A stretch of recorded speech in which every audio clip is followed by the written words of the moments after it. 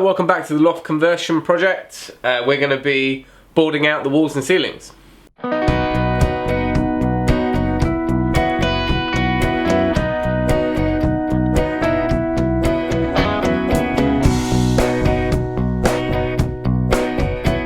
So I'm making an early start today, and we've done a little bit of boarding on the other side, but I wanted to kind of take you through how we're doing it.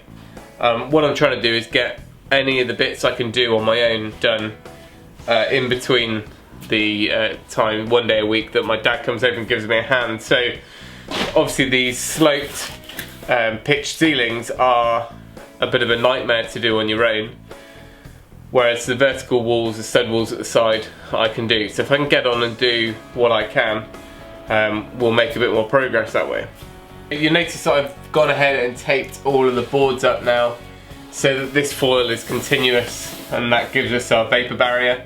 So we can go ahead now and fix up our plasterboard or drywall, and that's going to be possible in two ways really. We can do it with really long 100mm screws going through to where the rafters are beyond this insulation, which is what we're going to do on the slope ceilings. And then when it comes to the stud walls, on a couple of them we're going to batten off, so just put some counter battens on the outside of the insulation and then fix our boards to those so we can run cables through the little cavity. Before we get started on this room, I'll take you over to the other side and show you what we've done so far. So we've managed to get almost all the ceilings done this side.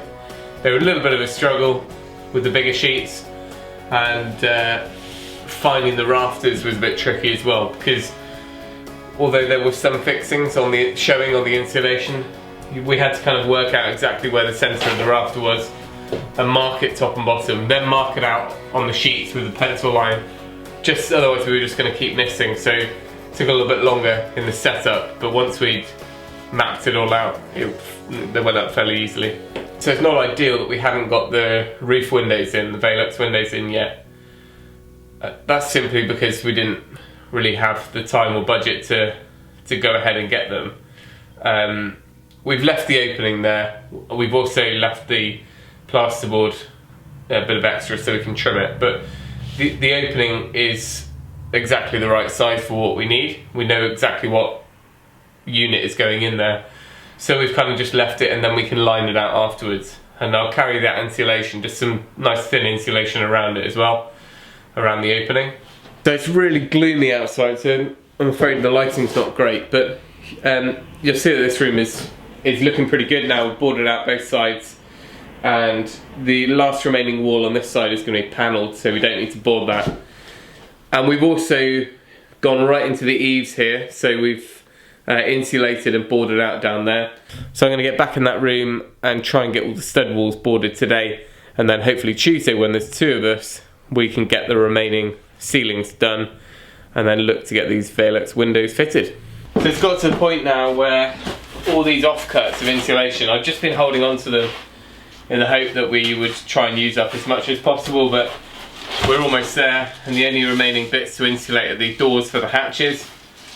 So this is the wastage, and I think we'll just have to accept that and bag them up.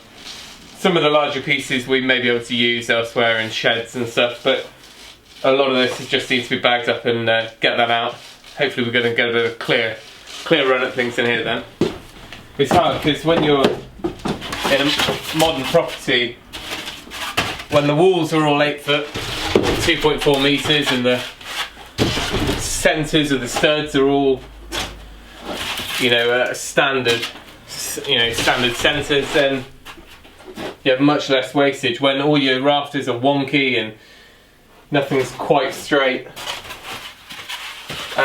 there's quite a bit more wastage, which is, I don't know, I guess it's just part of dealing with an older property. But I hope that one day, whether it's an extension to this house or doing a full self-build, that we'll get to experience what it's like to have things just, slot in, and less cutting, less time wasted, and less materials to waste. One benefit when you're using soft insulation like the sheep's wool or mineral wool, you don't really have wastage because you can just rip it and stuff it and stretch it.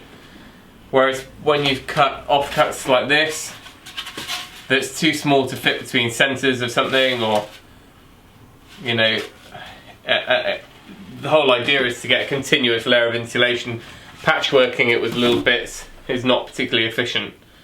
But I'm going to hold back the bigger pieces, so I think we should be able to insulate around our thermal saw, our buffer tank for the boiler, because that's out in the garage and that loses a bit of heat. So I think if we build a little stud wall around that, we can certainly use up half of the wastage here.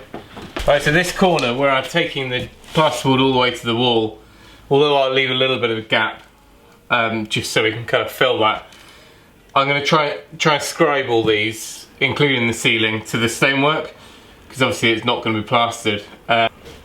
So rather than use a compass, I'm just using a pencil clipped into a Sharpie, which is, you know, accurate enough, and then I'm just running it down, guiding the end of the Sharpie on the wall.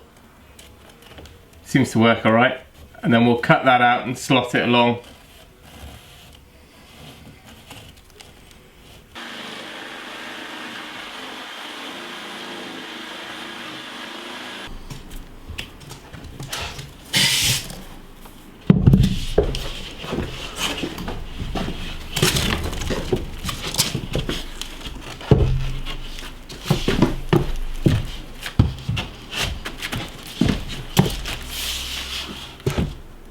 We'll just tweak it a little bit. It's a bit over the top. All I had is that reciprocating saw, because I couldn't find a drywall saw, little hand saw, but it works alright. And I'll just trim it a little bit. It's not going to be that accurate.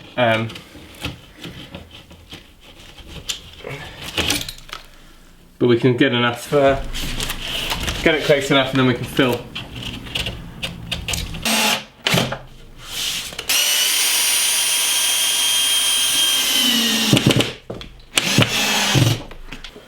So now I've got my top ones in where I know the timbers are. I'm just going to run a straight edge down. Give us a pencil line so we don't go missing all these timbers. Bizarrely, all these studs are actually on an angle anyway.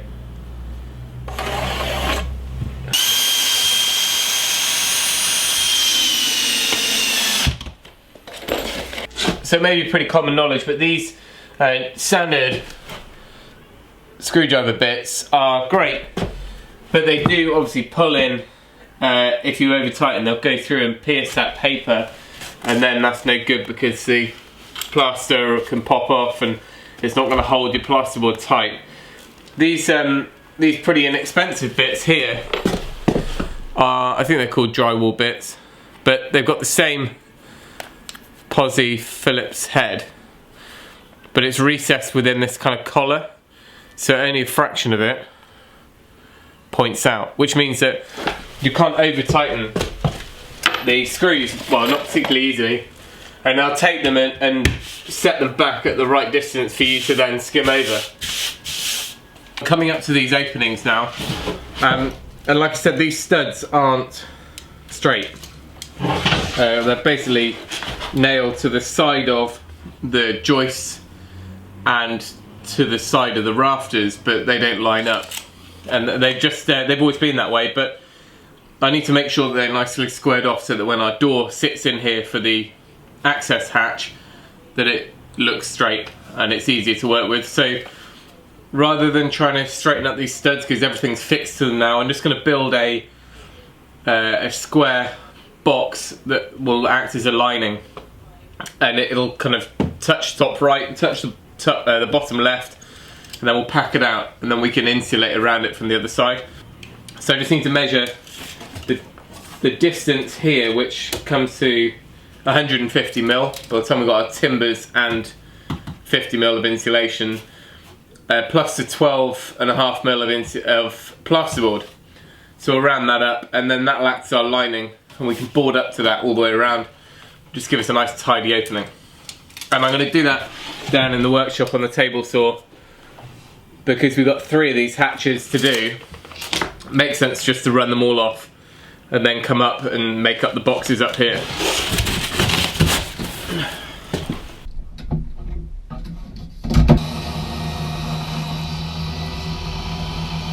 I'm back.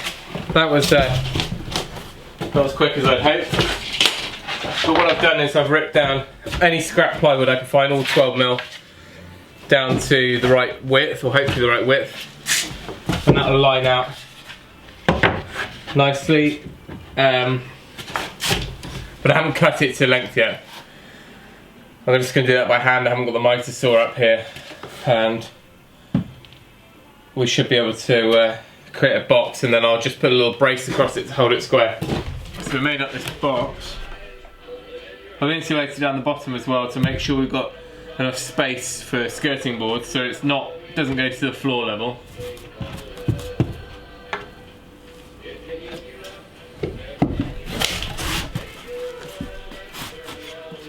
What we'll do is just put a screw in bottom left, and that kind of gives us a datum to work off. But hopefully we'll be able to fix top left and bottom right. Sorry, bottom left and top right.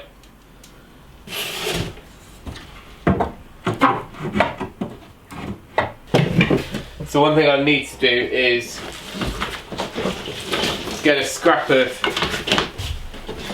plasterboard, because we want to make sure that this is standing out the same amount. Pretty good. Tiny shim up there. Off there.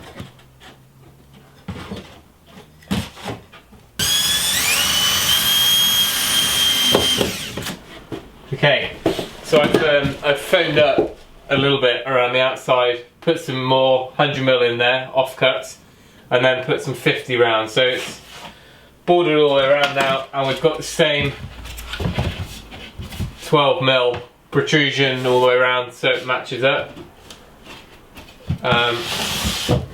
You just got to be careful because any of that foam might push the insulation out, so I've moved a few of the washers to hold that into the timbers.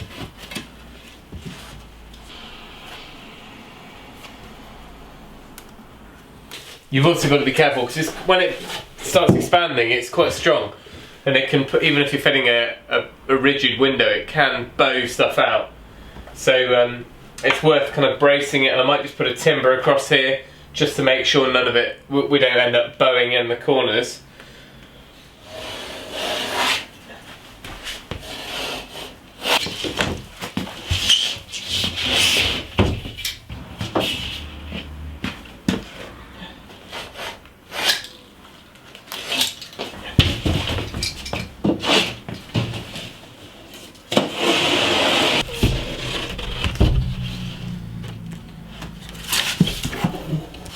Right, so I've taped up that new joint. I've actually taped it a little bit to the timber there, just to make sure we're all sealed. And we'll try and get a snug fit in here. Looks pretty good to me.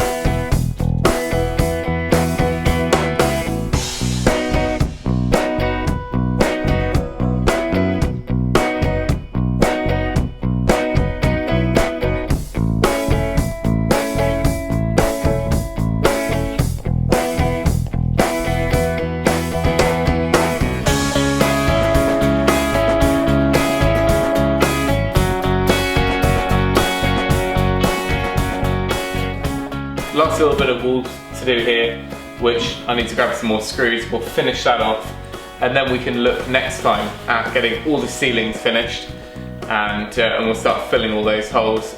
So thanks for watching. Join us in the next video as we get one step closer to decorating. And remember, if you can, do it yourself, and we'll see you next time.